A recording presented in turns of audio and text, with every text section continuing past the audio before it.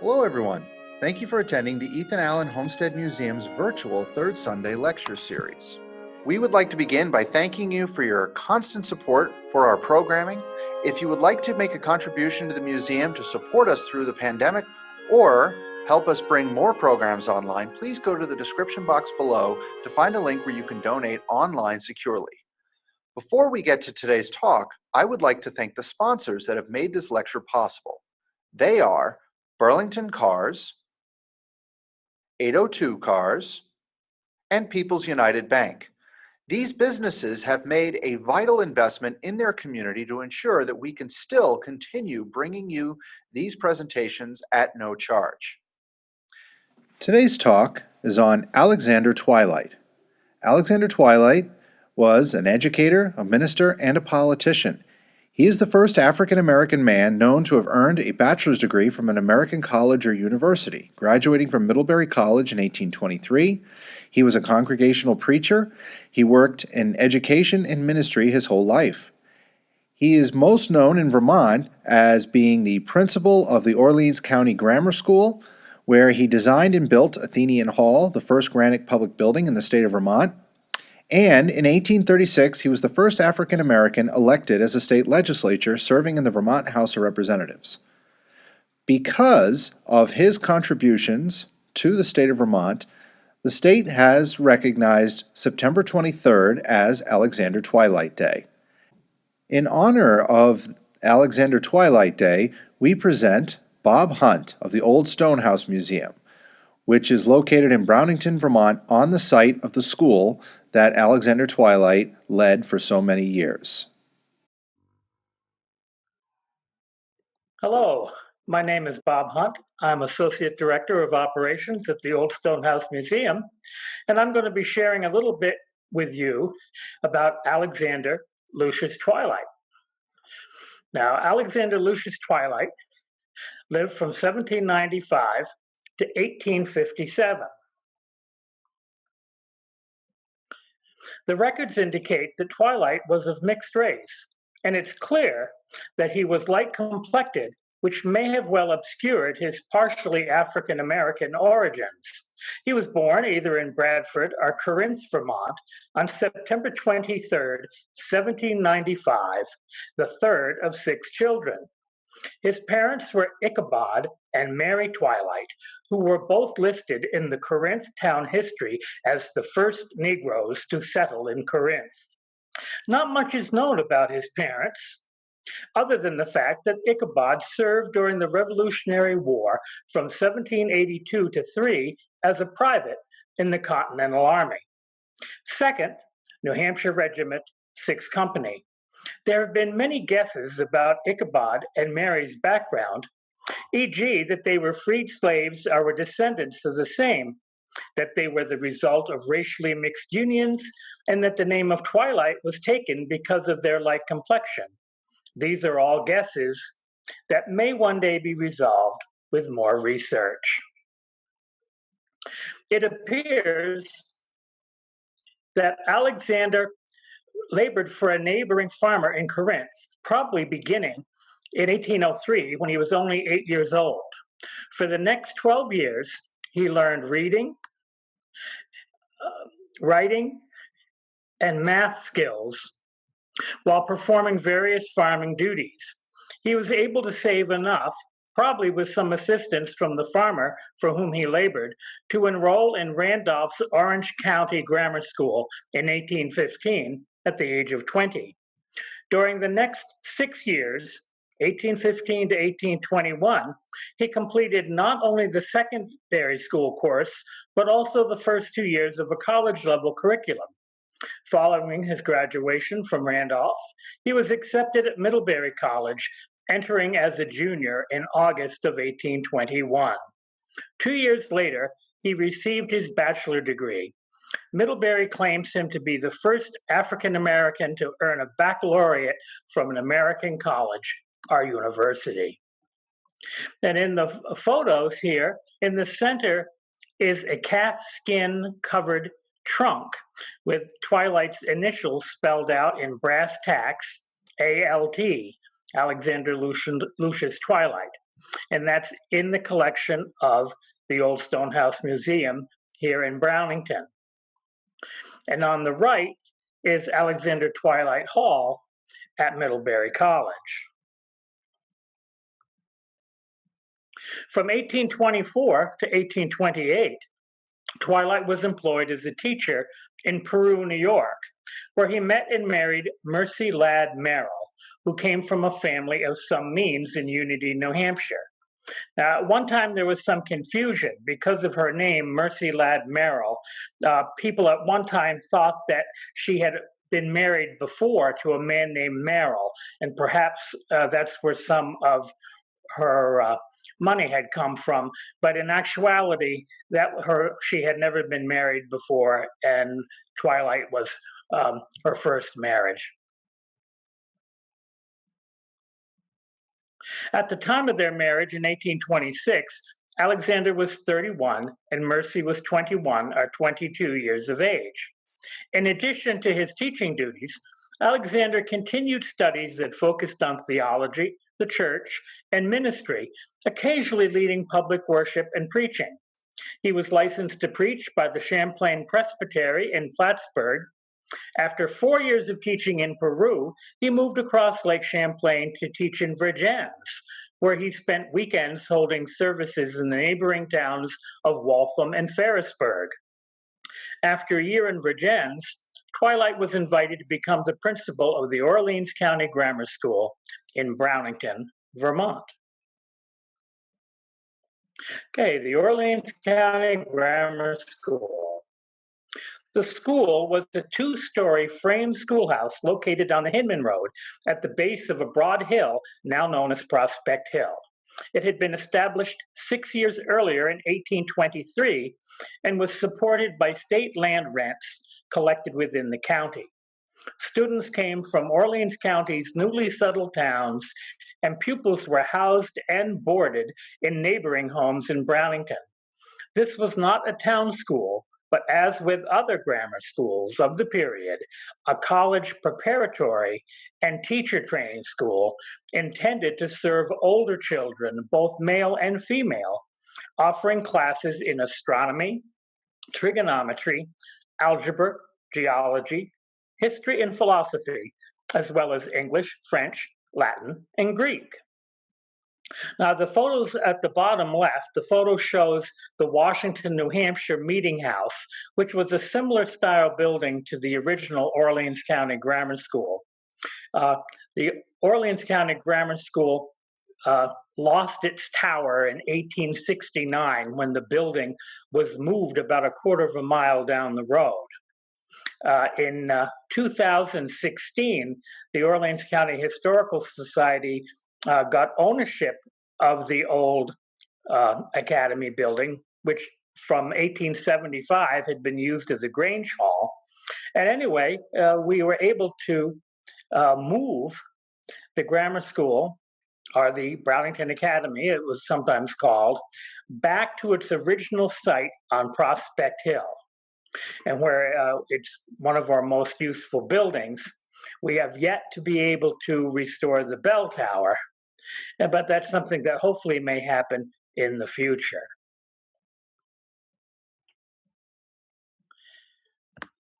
Okay, a little more about Alexander Twilight Part 2. When Twilight arrived in Brownington in 1829 to be principal of the school, he was also invited to become the Brownington Congregational Church's acting pastor and was ordained by the church in November 1829. In 1831, he led the church in conducting a revival, which resulted in membership increasing to as many as 100 who covenanted to be in fellowship.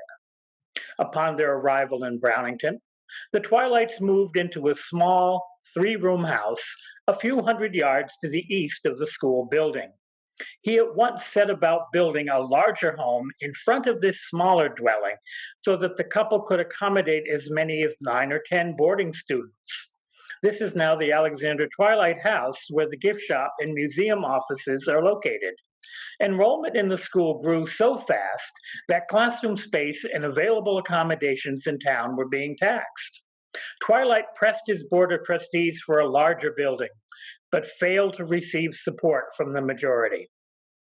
Finally, in 1834, he resigned as acting pastor of the church and laid out a foundation plan for land donated by Cyrus Eaton across the road from the Twilight House. It called for a 4-story granite building measuring 36 by 66 feet. Over the following 2 years, the present stone house was erected following the lines and general appearance of a similar building, quite possibly Painter Hall, at Middlebury College. And here is the old stone house as it appears today.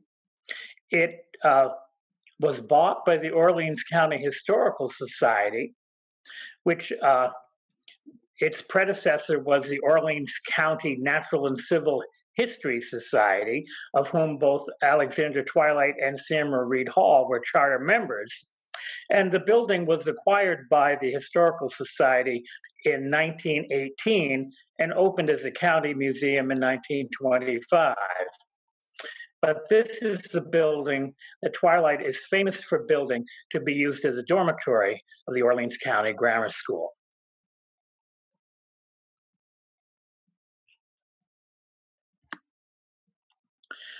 Lots of legends about how Twilight built this building. He built it privately using his own funds. So unfortunately, there aren't many records that are preserved. There are a few references to how he built it in letters and on postcards, but a lot of the history has been passed down by word of mouth. One of the most interesting and long prevailing legends is the ox's tail. And of all the stories told about Alexander Twilight in his years in Brownington, the most popular by far concerns the construction of this building. The legend has it that Twilight built the old stone house largely on his own, using a single ox to haul the huge granite blocks. It has been said that he constructed an earthen ramp alongside the building, thus enabling the ox to bring the stones up to the higher courses. Unfortunately, Twilight ran into some difficulty when it came time to bring the ox back down to the ground. Either he had left no means by which the ox could descend, or the animal panicked and refused to go down. Whatever the problem, Twilight's solution was to slaughter the animal on the top floor and lower its carcass to the ground. He then invited the entire town to an ox roast to celebrate the completion of the building. And the photo on the left shows the iron bar and an ox yoke that was presented to the museum nearly 100 years ago, purported to be the ones that Twilight himself used in building the building. Although the story of the ox is a little strange. Certainly, men of his time would consider an ox a pretty valuable animal and wouldn't just slaughter it on a whim. But anyway, that's the tale that has been told. This is the house of Cyrus Eaton, which is adjacent to the old stone house in Brownington today. It's also one of the museum buildings. Cyrus Eaton owned numerous businesses throughout Orleans County, had a number of mills, was a great friend of Twilight. His children attended school to Twilight, and quite an interesting man. Here is Painter Hall at Middlebury. You can see it's a much larger building than Twilight's stone house, but it would have been in existence during the time when Alexander Twilight was a student at Middlebury College, and he would have been familiar with the building.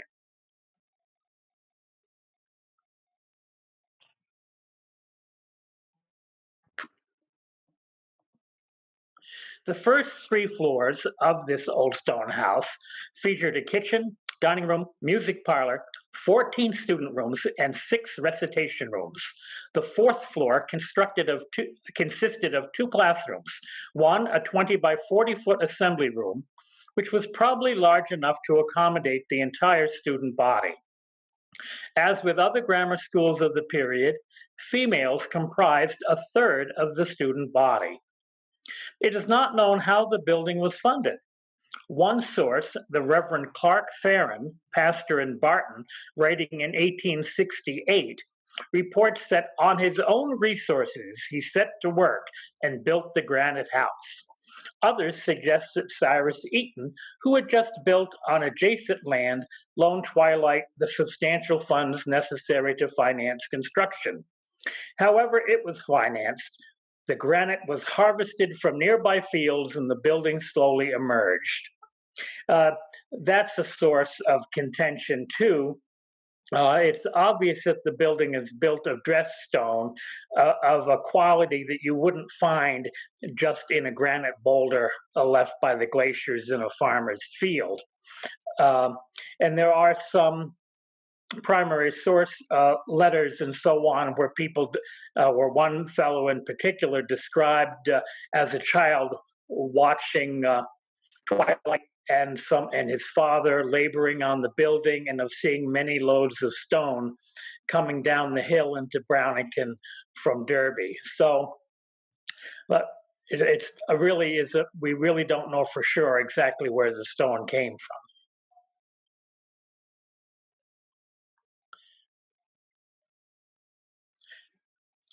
But anyway, it was named Athenian Hall by Twilight, pretty much referred to as the boarding house by townsfolk, but Twilight named it Athenian Hall, and it was ready for occupancy in 1836. This was also the year that Twilight was sent by the town as its representative to the state legislature in Montpelier. So not only was he the first African American to graduate from the American College or our university, he was also the first African American to serve in a state legislature. He wanted to persuade his fellow legislators that the land rents, which supported the Orleans County Grammar School, should not be divided between the school and the town of Craftsbury, which had decided to have its own school. Twilight argued that one good school was better than two not-so-good schools. If the county's resources for education were to be split two ways, there could follow more schools, which would become increasingly mediocre. It appears that he lost the battle, for Craftsbury was granted its petition to receive funds for its own grammar school. The 1836 legislative session began on October 15th and came to an end only 6 weeks later. Well, Twilight failed in his mission to persuade the legislature not to change its funding of these county grammar schools, so he never served again in the legislature, and he also soon had not only one competing school, but others in Derby and Barton as well. And he had probably invested and gone into debt, most likely, to build this dormitory building, which he was counting on to be the only county grammar school. So he had to work even harder than ever to maintain students and keep his dormitory full. Here's some of the original equipment used by students at the Orleans County Grammar School. At the left is a fountain in a vacuum that have been procured from the Benjamin Pike catalog out of New York.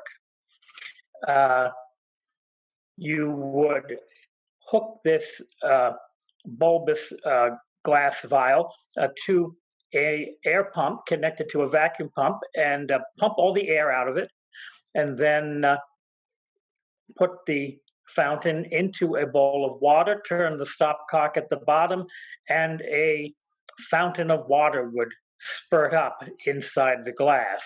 A popular scientific experiment used as a demonstration in many of those old academies.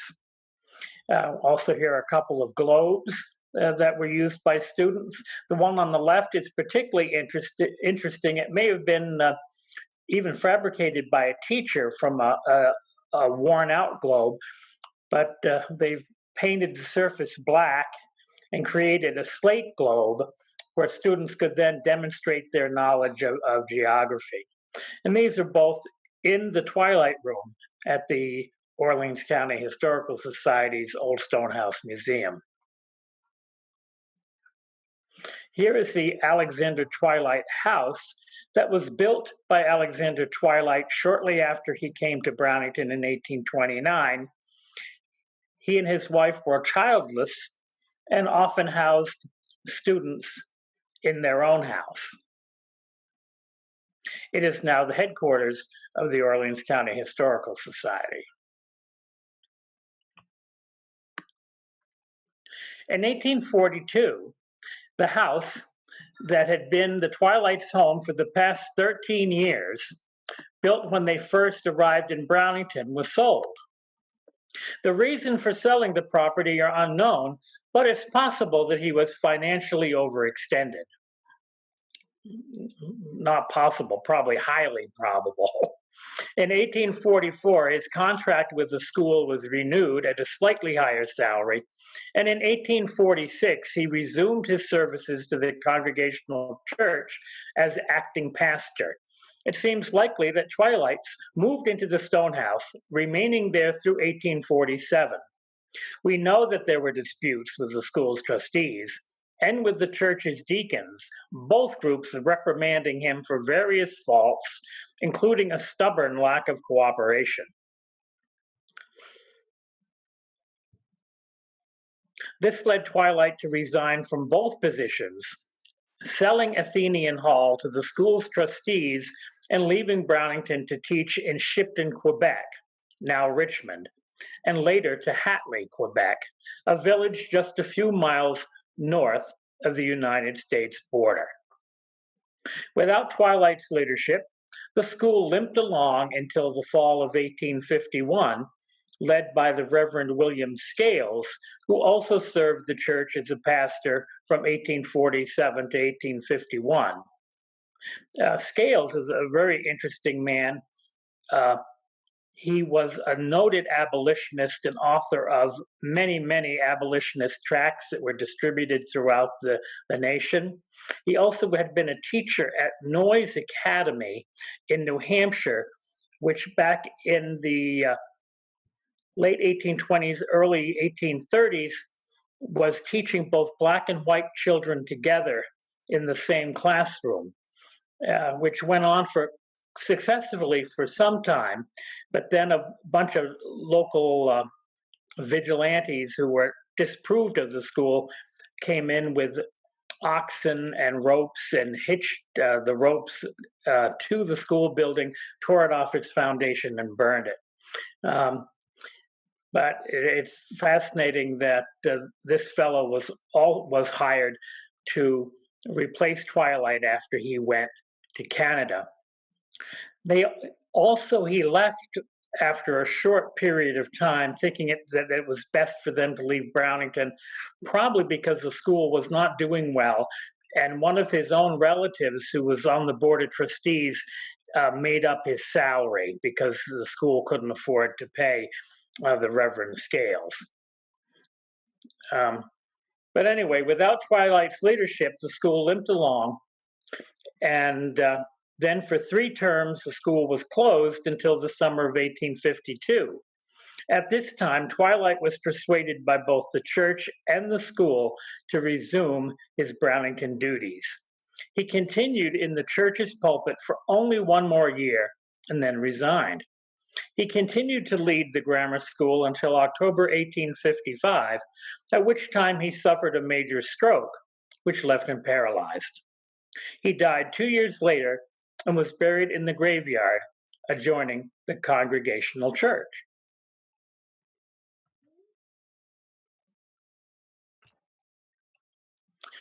And here are the headstones for both Alexander and Mercy Twilight. They're in the cemetery to the left of the Brownington Congregational Church. This church was built in 1841, so Twilight would have preached in this church. Prior to that, church services were held in that original Orleans County Grammar School building. That school was erected in 1823 with funds provided by a William Baxter, and served as both school and church from 1823 to 1841. And the Twilights are in the Brownington Congregational Churchyard and are in the very front row, and their graves overlook the stone house that Twilight labored for so long to build.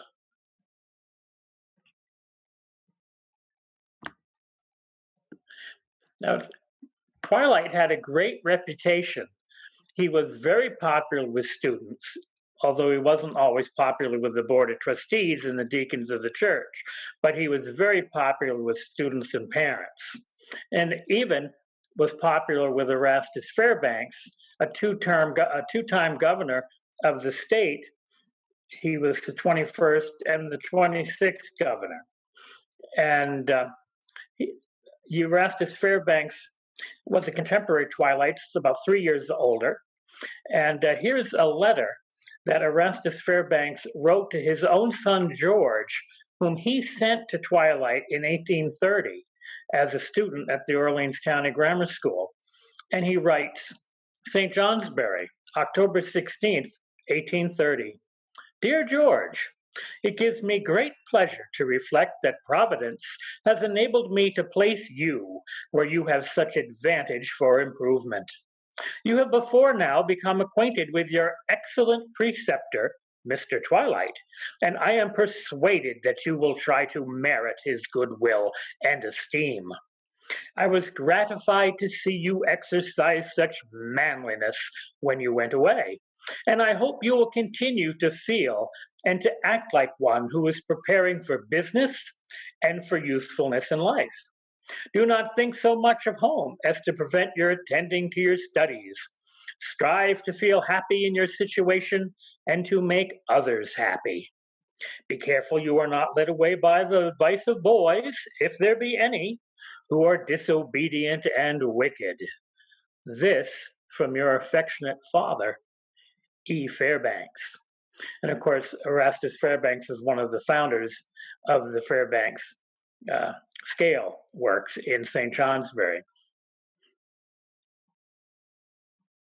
It's interesting, too, that Twilight had a reputation of being really capable and really good with boys who may have flunked out of other institutions or had been problems.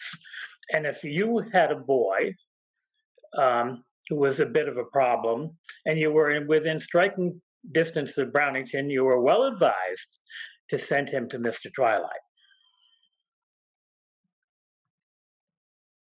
And here we have words from James W. Strong, who was another student of Twilight's. The Strong families were early settlers of Brownington, supporters of Alexander Twilight. And James W. Strong became president of Carleton College in Minnesota. And he writes, Mr. Twilight was an excellent teacher. He secured not only the respect, but also the sincere esteem of his pupils. In that old academy, many young men were filled with lofty ambitions and stimulated to noble attainments. And in them, he still lives a mighty and abiding power for good in the world. James W. Strong, August 23rd, 1888. In 1888, there was kind of a gathering of alumni on Prospect Hill, and many speeches were given and a lot of reminiscences spoken about Mr. Twilight. It's interesting, too, that they estimate probably 3,000 or more students passed through the academy, many of whom then moved west and were politicians, businessmen, ministers, teachers, and even CEOs. James W. Strong himself was working for the railroad, and he got his brother, William Barstow Strong, a position as a telegrapher in that same railroad. And William Barstow Strong rose through the ranks until he finally became CEO of the Ashton, Topeka, and the Santa Fe Railroad. He returned to Brownington for summers. He built the observatory that is on Prospect Hill, which is the hill where the Academy building stood.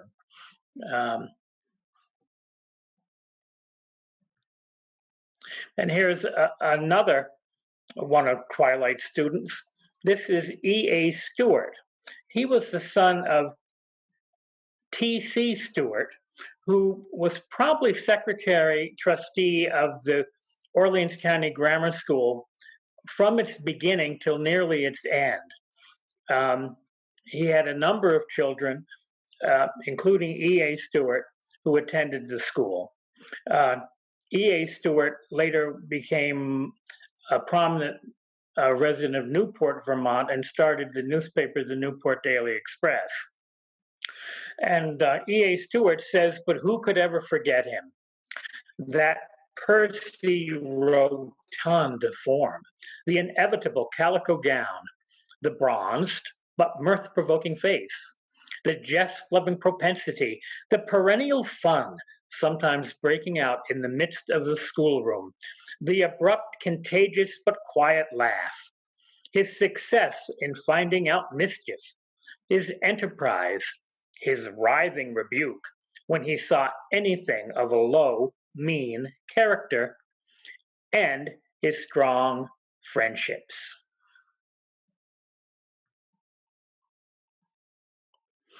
And here's a really wonderful thing happened about 20 years ago. We really had nothing of Alexander Twilight's writings. His signature on some deeds, student reminiscences, but really nothing of Twilight himself. And then one day, a package arrived in the little rural mailbox at the museum, and the staff was excited to open it to find that they had been sent 20 handwritten Alexander Twilight sermons that were in the possession of the Minnesota Historical Society. And we suspect that those sermons had been sent to James W. Strong, who had been a student and friend of Twilight's. So perhaps Twilight's widow, Mercy, had sent these sermons to James W. Strong. But anyway, it was a wonderful gift. And they've been studied and they're available on our website. The link on this page will lead you to his sermons and remarks by Dr. Lawrence Hundersmark. And he says if you scroll down to page 254, the beginning of Sermon 20, you have the notes that Twilight composed to offer an 1854 sermon designed to be a comfort to the relatives and friends of Stearns Miller, a former student of Twilight who died at the young age of 22. The sermon reveals Twilight's positive, hopeful faith in a very difficult moment of sorrow and loss. It reveals his heart and affection for Miller as it offers religious ideas that are applicable for all difficult times when death raises the deepest questions about the meaning of human life and the presence of God. Perhaps his 19th century worldview may in some ways relevant for our own 21st century COVID-19 moment. And on Find a Grave, I did find a photo of the gravesite of Stearns Miller, the student for whom Twilight preached a funeral sermon.